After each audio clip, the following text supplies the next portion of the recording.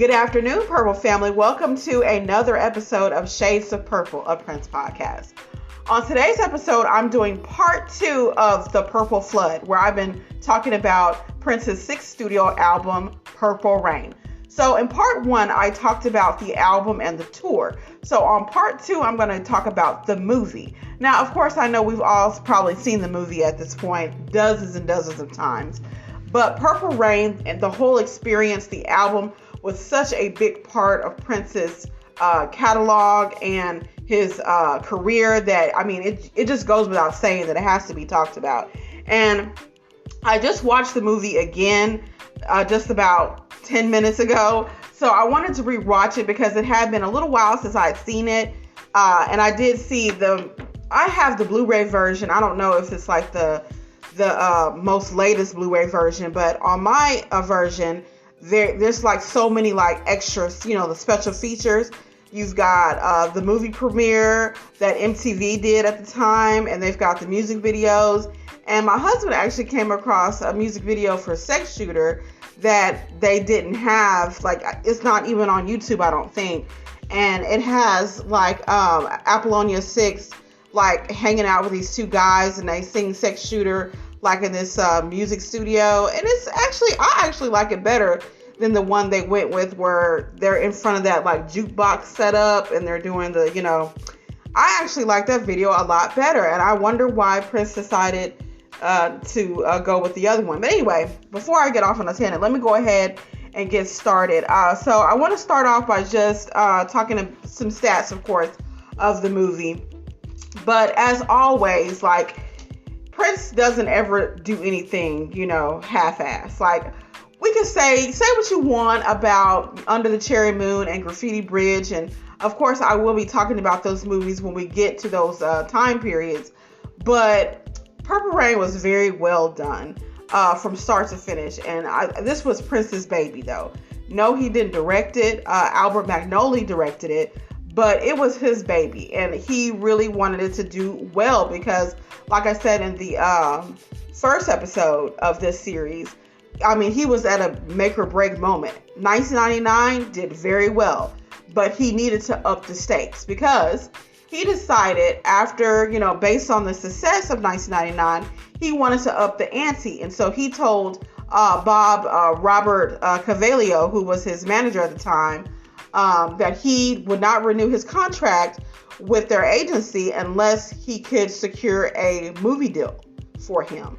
And so that was a very bold move on Prince's part because now, remind you, he wasn't the biggest star at this point. He was getting well known after 1999. He was getting some more mainstream buzz, but he was not there yet. He was just on the tip of becoming a superstar. So for him to make this bold move, he knew that it was, make or break. He had to do this. So he just went for it. And that's another thing that I really admire about Prince is he's one of those people, go big or go home. That's just what it is. So let's go into talking about some of the stats around the movie. So Purple Rain debuted in movie theaters on July 27th, 1984. It would gross over $70 million. On a $7 million budget. So it made 10 times as much the budget. It won an Academy Award for Best Original Song Score. And in 2019, I can't read my handwriting. In 2019, the film was selected by the Library of Congress for preservation in the United States National Film Registry for being culturally, historically, or aesthetically significant. So that was a big deal. Okay, so First Avenue, which is where they shot, all of the music scenes, the owners were paid $100,000 for the club to be used during the filming, and it was closed for 25 days. So it took about 8 months. Wait a minute. Okay. Like I said, I can't read my handwriting. So I'm basically gonna, before I get into my review, what I'm doing now is just giving facts about the movie, and then I'm also going to talk about, just a little tidbits and stuff. So 8 months before Prince's death, Prince actually purchased the Purple Rain house. Now, I didn't know this. This is actually, most of this I'm taking, just off of Wikipedia. But Prince He purchased it, and it's still owned by the Prince estate to this day. And if you ever go on the tours they have in Minneapolis, like they call them the Purple Tours, the Purple Rain House is of course on that tour. And you guys, I cannot wait to get up there and do that. I cannot wait to go to Paisley Park. The plan for me right now is I hope to go to Paisley Park, me and my husband, next summer. So, Lord willing, we'll be able to do that. And I want to take the Purple Ride with Keffer. Can't remember his last name, but he does something called the Purple Ride. It's like a tour of Prince sites around Minneapolis. So I really can't wait to take that tour. You guys, I'm just too hyped about it. But anyway, going on. So like I said, Prince told his manager that he would not renew his contract unless he could secure him a movie deal. So every movie studio that Bob approached rejected the premise of a movie, which was basically a fictionalized account of Prince's life and the music scene in Minneapolis at that time. So Prince's manager, Robert or Bob Cavallo, he finally decided that he would just produce the movie himself. So Prince had been writing down the basic plot points in a purple notebook for some time, for like at least a year or so, when finally Cavallo found this guy named William Blim, who was a writer for the show Fame. Now Blim, he started to write a script called Dreams, and it had a much darker tone. Like in this script, the kid, who was of course played by Prince, his mother, or was it his father? It was either his mother or his father. One of his parents killed the other, and then they killed himself. I think it was his father had killed his mother, and then he killed himself. So that was in that original script. So it was a lot darker. But they eventually decided to scrap that when Albert Magnoli came on board, who would go on to be the director. And how he came on board was, so Bob Cavallo, he found another guy, this guy named James Foley, who was director of this movie named Reckless. And he offered him the job to direct, but he turned it down. But he said that his editor, a guy named Albert Magnoli, might be interested, because he had did a movie about, he did like a documentary on jazz or something like that. And so he was kind of looking for something more music oriented. So Bob approached Albert Magnoli about directing. And at first, Albert also turned it down. So at this point, Bob was just getting so frustrated. But Albert was like, well, let me think about it, and let me see the script that you have. And so he let him look at the script that William Blim had did, and he was like, oh my God, I do not like the script. So he said, if I'm going to do it, we got to redo the script. So after Magnoli met Prince, they started working on a new script together. So it was also around this time that Vanity, of course, left Prince's camp. So they needed a new leading lady. And since Vanity 6 was initially supposed to be, in the movie. So they ended up finding Apollonia Quaterio was chosen after a search. They had like 500 to 1,000 women that they had been searching for from New York to Los Angeles. And Albert Magnoli said one of the things that really stood out to him about Apollonia was the fact that, a lot of the women came to the auditions and, the typical lingerie that they saw Vanity in. But Apollonia didn't do that. She came in sweats. I don't know why, but I would think that she would want to try to look presentable for an audition of any sort. But I guess that's kind of what made her stand out, is what she wasn't trying to, look like Vanity or, look like anybody else. And, and Bob, Prince's manager, also liked her, thought she was really sweet.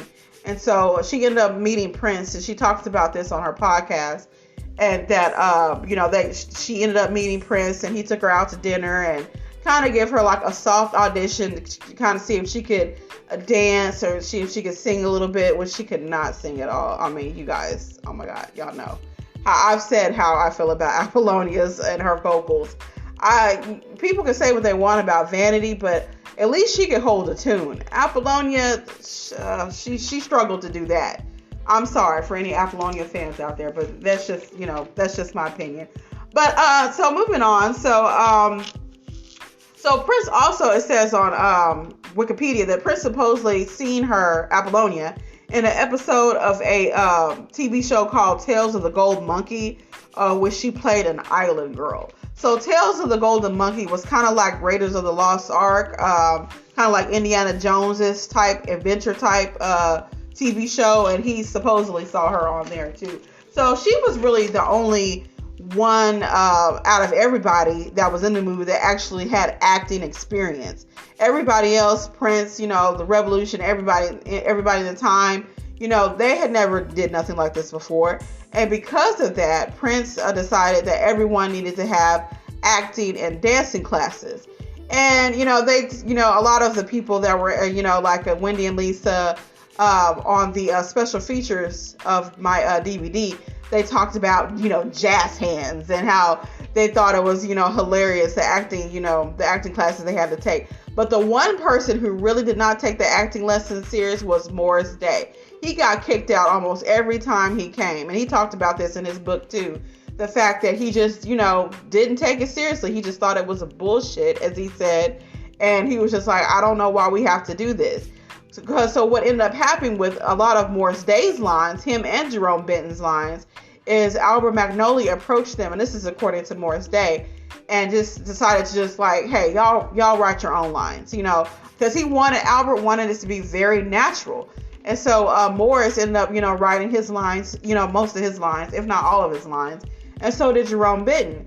And so because of that, I guess, and of course his comedic timing is awesome. Like Morris Day he literally almost stole the movie from Prince, y'all, I think, because he was so funny. Him and Jerome, I mean, their comedy wit, when they did that kind of like, that scene kind of like that's reminiscent of Who's on First with the, what's the password? Is it going to be, what's the password? What you mean, onion head? I thought that was kind of funny. And how they just basically had made that up, according to Morris Day. So I think that was great, but he just did not take the acting lesson serious. But also because him and Prince kind of had a strained relationship at this point. They were now this was after Prince had fired Jimmy Jam and Terry Lewis from the time. And so, because of that, Morris Day was feeling some type of way. And he just really, he knew that he had to do the movie, but at the same time, he didn't really want to do the movie after that. But of course, Jesse Johnson was still on board, as was Jelly Bean Johnson. So he still had, two of his boys there with him. But, and of course, Prince hired some more musicians to replace Jimmy Jam and Terry Lewis for the movie.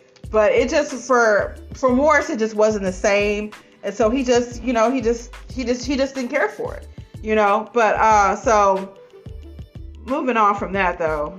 Okay, so let me talk a little bit about the filming and the whole production. So filming started on Halloween, October 31st in 1983. So just like a couple of days before I was born, because I was born on November 4th of 1983. So literally the week I was born, it started filming, and it spanned for about 42 days. So about a month and 12 days. So about 6 weeks or so. So the film featured landmarks in Minneapolis, including the Crystal Court, or the IDS Center, which is included in the opening scene of the Mary Tyler Moore Show. So I didn't know, because I didn't, never watched the Mary Tyler Moore Show, of course. I knew about Mary Tyler Moore because I actually used to watch the Dick Van Dyke Show. So I knew who she was, but I didn't know that the Mary Tyler Moore Show was filmed in Minneapolis. I didn't know that until just very recently. So that was cool. So, of course, First Avenue now, of course, is world famous because of Prince. And so let's see what else I want to talk about before I get into my review of the movie. But yeah, it had those landmarks: First Avenue, the Crystal Court, the IDC Center. So the movie also really highlights Minneapolis, as a city. And as we know now, Minneapolis is one of those cities that kind of sticks out, especially as of late, because of the whole George Floyd and all that, that kicked off that whole thing with, the protesting that we had back in 2020. So the first thing that happened, the first thing that occurred to me when I thought about George Floyd and the fact that it happened in Minneapolis, of course, being a Prince fan, I was like, if Prince was still here, I wonder what he would think about it. He would probably do something that he did with Freddie Gray in Baltimore in 2015. He made a whole song about it. And he went to Baltimore and did a peace rally, and he did a concert. So I'm thinking that he would have did the same thing with George Floyd. But he wasn't around for that. I'm kind of glad that he wasn't, because Minneapolis, it was just a hotbed of just destruction, just like Baltimore was, or just like Ferguson was after what happened with what was his name, Mark Brown in 2014. And I don't want to get on a tangent about that because it has nothing to do with Purple Rain, but it was just something that just kind of came to my mind. The fact that Purple Rain would highlight Minneapolis as a city, and the fact that just like everything else, so many things have changed. But moving on. So my review of the movie. So like I said, Prince, this was something that Prince wanted to do because he knew that it would, really push him over into the mainstream and elevate him to the top of the mainstream music industry. And it did. The movie did remarkably well. And nobody thought at the time in Prince's camp, except for maybe Prince and maybe his managers kind of thought maybe it was possible that it could do something. But nobody really thought that it was going to do as good as it did. Like, even today, it's still considered to be one of the top musical biography type films, like a biopic. But it's not really it's a fictionalized biopic. Because like I said in another episode, so supposedly that the script was kind of based on Vanity's family. But like I said, I don't know how true that was. But people have said that, over the years, that actually it wasn't a Prince's family that he was depicting. It was Vanity's family, because initially, Vanity was supposed to be in the movie.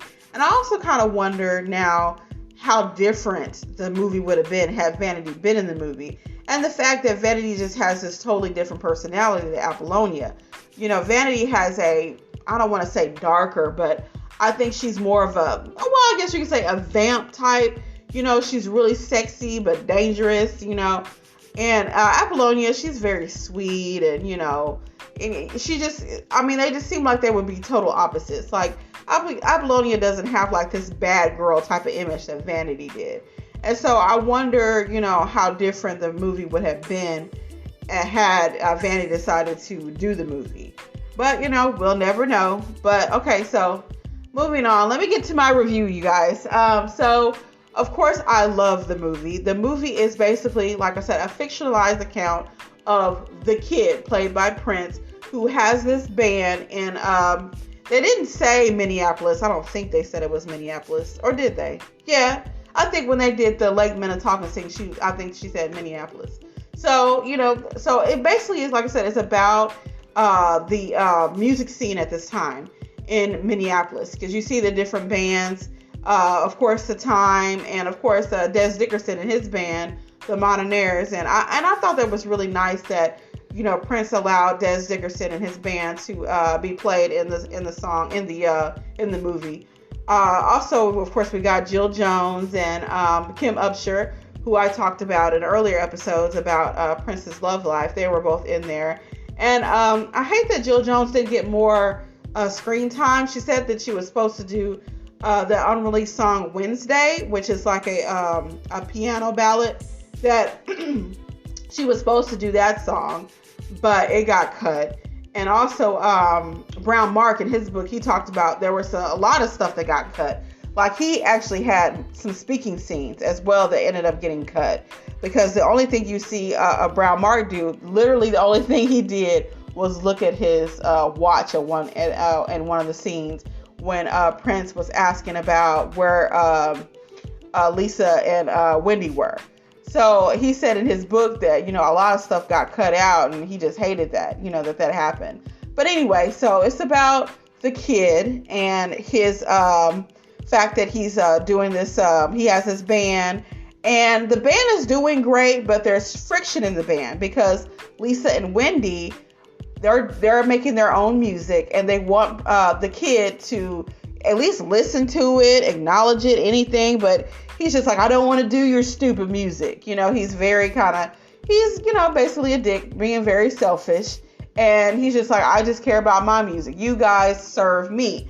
And in a way, I think that kind of may have, hit home a little bit for Wendy and Lisa and the other members of the Revolution as well. Because really, to be honest, and I don't know how, this might sound, but as good as the Revolution was, and they were some really badass musicians, don't get me wrong.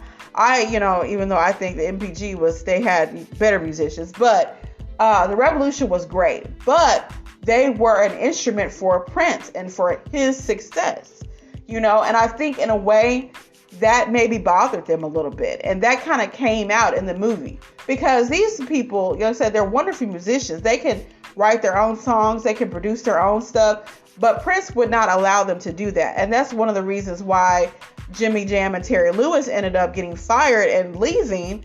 They were probably on their way out of the door anyway, before they got fired, because they wanted to branch out and do other things, and Prince wouldn't really allow them to do that. So the premise was that, Lisa and Wendy have this wonderful song, which is, of course, Purple Rain. And a lot of people think incorrectly that, that Prince, Wendy and Lisa wrote Purple Rain. They did not. Prince did write it. Actually, he wanted to get Stevie Nicks to write it, but Stevie Nicks got, she got all nervous about it, and she was like, no, I can't, because her song Stand Back, she said, was inspired by a Little Red Corvette. And so they ended up meeting, and Prince even did, I think, some keyboard work for her on one of her songs on her album that came out at that time. Y'all have to forgive me. I'm not, a Stevie Nicks fan, so I really don't know a lot about her, but just knowing that off the top. But anyway, let me get back to what I was saying. So that's the whole premise of, and then Apollonia comes along. She is this girl who came from New Orleans, and she wants to be a singer and a dancer. She wants to be a singer, and she comes to Minneapolis to First Avenue because she knows it's this famous place, and a lot of people go on from First Avenue and become really big. So she approaches the kid and was like, hey, can you hook me up? And of course, he takes her out to Lake Minnetonka, quote unquote, not Lake Minnetonka, and tells her, yeah, I'll help you, but you have to go through the initiation. The initiation means to purify yourself in the waters of Lake Minnetonka. So this idiot takes off all of her clothes except for her panties and just dives into the water thinking that that's Lake Minnetonka. But she finds out, of course, that is not Lake Minnetonka. And Prince the kid takes off and acts like he's leaving her, but he comes back to get her, and she's all wet and embarrassed.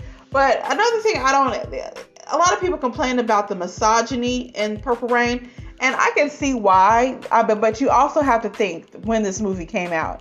It came out in 1984, okay? So a lot of the things that went on in that movie would not fly today. Like Jerome Benton throwing the woman in the trash can that came to confront Morris about, I guess that was one of his little boo things. And she was like, you got me fucked up, Morris, da, da, da. So she went off at Morris on the street. And so, Morris was like, looked at Jerome, was like, Jerome, take care of that. But the funny part is something that me and my husband noticed when we was watching it again. I'm pretty sure other people have probably noticed it too. Okay, so when the lady came up out of the dumpster, it looked like she was turned on. So I don't really know what that was about. But yeah, so that was a little, a lot of people say that trash can scene was a little much, but it didn't really bother me as much as Prince's abuse toward Apollonia. I thought that was a little, even though I could understand why, because, he saw his father doing that to his mother. So, I didn't really like, how Prince was kind of slapping Apollonia around. And then I think sometimes the acting was a little, over the top, especially when with that one particular slap that Prince did at Apollonia after she told the kid, I keep calling Prince, y'all, I'm sorry. After she told the kid that she was going to go with Morris Day's, try to go get in his group, because Morris Day is trying to form a girls group to impress Billy Sparks, who is the owner of First Avenue, because Billy Sparks is looking for new acts. And so Morris tells him, oh, well, I gotta act for you. What if I put together a little girls group? And so Billy was like, okay, for sure. So he approaches, that's why he ends up approaching Apollonia to try to see if she's interested in the girl group. And so finally, Morris kind of talks her into it. And so she goes to tell the kid that she's going to join Morris's group. And so the kid ain't having this. So he slaps her, and Apollonia just does a complete spin around. Like, I thought that was a little dramatic. But one thing I will say, so she tells the kid that she's going to join the group after, I guess she tried to make it look, soften the blow by going to go get him this white guitar that he wanted. But I thought that it was funny, and I even said this to my husband that, the kid must have had some really good dick, because for her to just all of a sudden decide the very next day, or I think it might have been the same day that he dropped. Well, no, I guess it was the next day. I don't know. After their little love scene, she goes to buy him a guitar. I'm like, damn. The kid must have really laid it down for you to be like, oh, I got to go pawn this little bracelet and get my man a guitar. Okay, I heard that. So anyway, so she goes to buy him the guitar to kind of soften the blow. But the kid was like, no, you don't know anything about him. You know what he's about. So, he was really pissed off. So he kind of slapped her around. And, of course, she left all upset. And she ends up later on, of course, performing, Apollonia 6, performing their most well-known song, Sex Shooter. And she's in this, this little skimpy lingerie get-up. And so after the performance, her and Morris are, this is like toward the end of the movie, y'all. So I didn't kind of skipped but you get that. Y'all have seen it before. So I don't really have to explain. I shouldn't have to explain too much. But if I need to, please let me know when you hear this. Be like, yeah, you need to explain the plot a little bit more. But so anyway, so after their performance, Apollonia 6's performance, they start getting drunk, Morris Day and Apollonia. And Morris is getting ready to take Apollonia, I guess, back to his, his place or whatever. And of course, here comes the kid on his motorcycle, almost running Morris Day down to come and get Apollonia. And Morris Day was like, I just got this suit out of the cleaners. And, so he was really mad, of course, at the kid and called him the F word, which, of course, we would never do today. Never. It's basically like a cuss word now. But back then, they would say that all the time. Like, if you listen to Eddie Murphy, who had a couple of comedy movies that came out around this time, he would have the F word like just flying. And I'm not talking about F-U-C-K either. He would have, have that word too. But the other word we're talking about, homosexuals. So I don't want to be disrespectful, so I'm not going to say that word. But I can say fuck all day, right?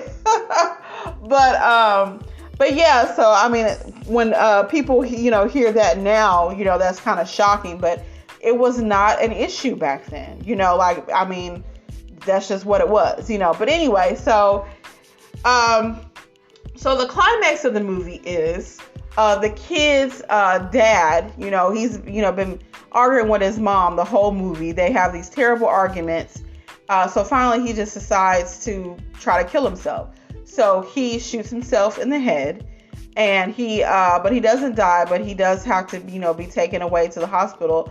And so the next night, the kid and the Revolution have to get up and perform to kind of hold their spot at First Avenue, because Billy has a little talk with the kid and tells him, like, look, I have a spot for 3 acts, not 4.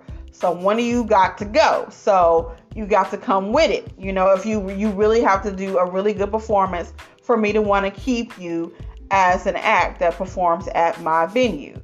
So that's when, of course, the kid comes on at the very end and does Purple Rain. And I can only remember watching this when, sometime in the 90s. I know I was pretty young when I first watched it.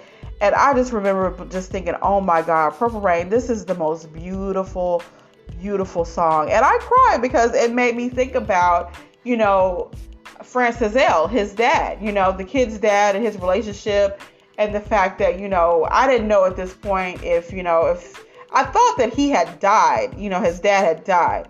Of course they showed later on when they were doing I Will Die For You, that song, that, he was still in the hospital. But I thought that his dad had died, and, he was, because he said he dedicated the song to his father. And I mean, it was just so, so beautiful. And like I said, just recently, within the past 2 years, I can't, I can now listen to Purple Rain without crying, because it is such a beautiful song. It's a gospel song, it's a pop song, it's a rock song. It's like he really, especially on this album in particular, he does a really good job of combining gospel and pop elements with rock. Like if I could, and I didn't really talk about this too much on my review in the first part, Purple Flood Part 1, but I should have. The fact that he really, like, if you really look at Purple Rain in and of itself, I mean, it's a gospel pop rock album. It really is. I mean, I Will Die For You, Let's Go Crazy, those songs, Purple Rain, all talk about God, in some way or form, and then of course we've got the pop songs like Take Me With You, and the rock songs, like Let's Go Crazy and Purple Rain, which are also rock songs. And, you got your pop songs, once again, like Darling Nikki. Yeah, that's a pop song. It's kind of rock, too. He just really does, he just blends those three genres so well on this album. While 1999 was, more synth pop, and it sounded really futuristic. Like I said, the LM1 drum machine really, stood out on 1999. But on Purple Rain, he really kind of took it back to the basics of pop and gospel and rock, and he just really incorporated those three genres in just about every song on the Purple Rain album. But yeah, I mean so I love the movie. It's still one of my favorite movies. Now I will say though, for a little while I didn't watch it as much, but I know of course right after, of course, when we lost Prince, they did a marathon of Purple Rain, and I didn't get a chance to go see it when it came out again in movie theaters. But they did do that. They did like marathons of his music videos. And so Purple Rain is just one of those timeless movies that, I mean, like I said, it's just like Purple Rain, the song and the album. It'll be here long after we're gone, and the fact that it's in the National Archives, that means that it will be here. It will continue to be here when we're not here anymore. And so the fact that Prince is not here with us anymore, we should, still have peace in the fact that his music and his legacy is still going to be here forever. And Purple Rain will always be a huge part of his legacy. And I know, like I said, some people, in the Purple community, kind of shun Purple Rain because, it is so commercial and it is so this, so that. But Purple Rain, if it wasn't for Purple Rain, Prince would not be as well known as he is. I mean, that's just what it is. You can debate that if you want. I mean, but that's just really my opinion. But I think a lot of people would agree that Purple Rain is what put Prince on the map. So be that as it may, if you love it, you love it. You hate it, you hate it. I personally love Purple Rain. Like I said, it's my second favorite album. And the movie, like I said, is now one of my favorite movies of all time. So if you haven't watched Purple Rain in a while, please check it out. I know that it's been on, I think it might be on HBO Max right now, I believe. So please check it out. Again, like every time I watch it, I learn, I learn something new, and so one of the things that I learned this time watching it was looking at how that woman looked when she came out of the dumpster, like she was just kind of turned on. I never really noticed that before until my husband said something. And then another thing that my husband said that I thought was kind of funny. Okay, so at the end, when the police come after the kid's dad tries to shoot himself, so they have this chalk outline, which I thought was kind of crazy. I know they did stuff like that back then, the police did, but okay, so to my husband, the chalk outline looked like a pose that Michael Jackson would do. You know that pose where he has the hat on and he's pointing off to the left, and he kind of. So he said that it looked like a Michael Jackson pose. So he saw it as Prince doing another dig at Michael, how, because, Michael will go on and do digs at him in the movie Moonwalker and other instances. And I was just like, okay, babe.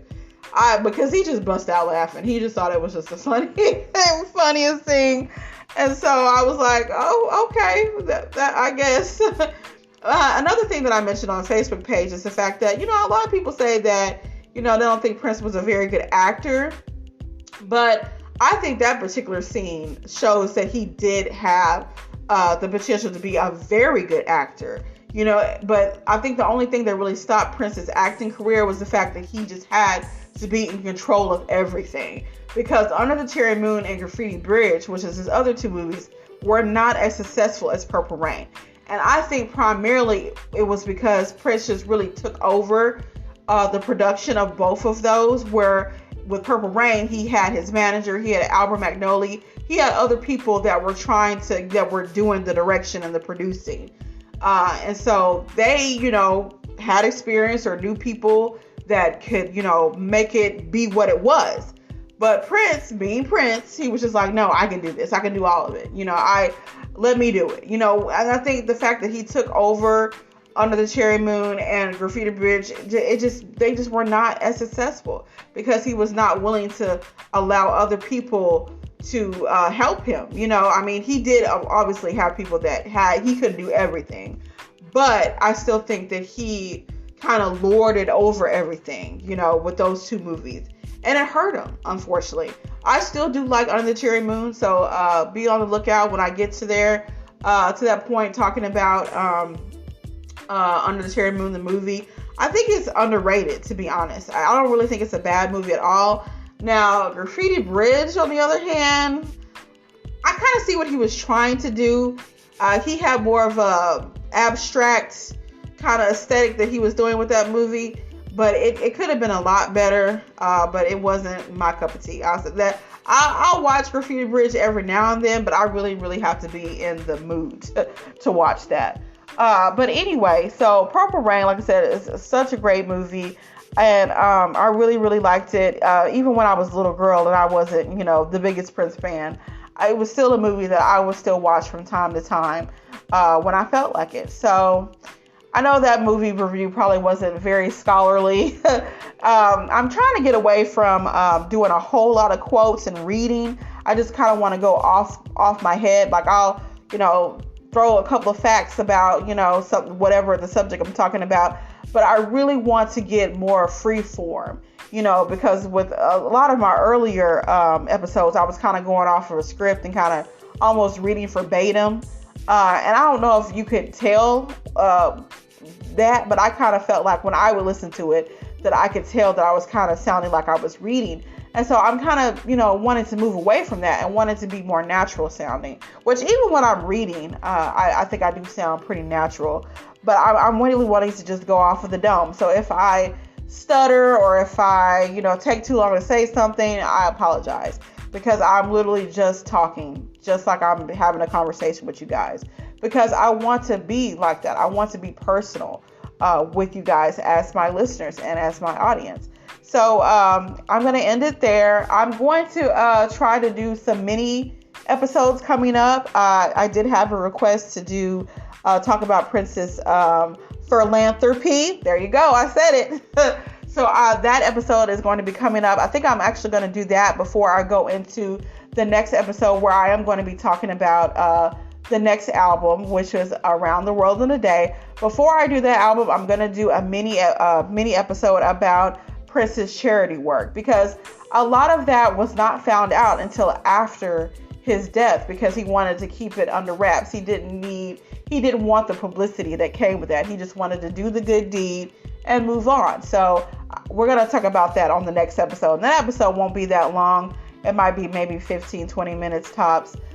Because there's not a whole lot out there about his philanthropy work. When Shannon first asked me to do it, I started looking into, I started researching then, and there's not a lot out there. So I'll try to talk about everything that I found, that I will find with that. So with that being said, you guys, I love you guys. Thank you for continuously supporting me. And I have something else coming up. So you guys, like I've told you guys before, I am a reference librarian. So I'm actually starting another podcast called Book Goddess, where I'm going to be doing book reviews and talking about all things libraries. So next week is Banned Book Week. So I'm actually going to be on the campus of the college where I work at, and I'm going to be reading excerpts from banned books. I'm going to try to get students and faculty to also join me and reading these excerpts from these banned books and talking about why these books were banned or challenged and why it is so important to celebrate these books. Because as a librarian, of course, I believe in freedom of access.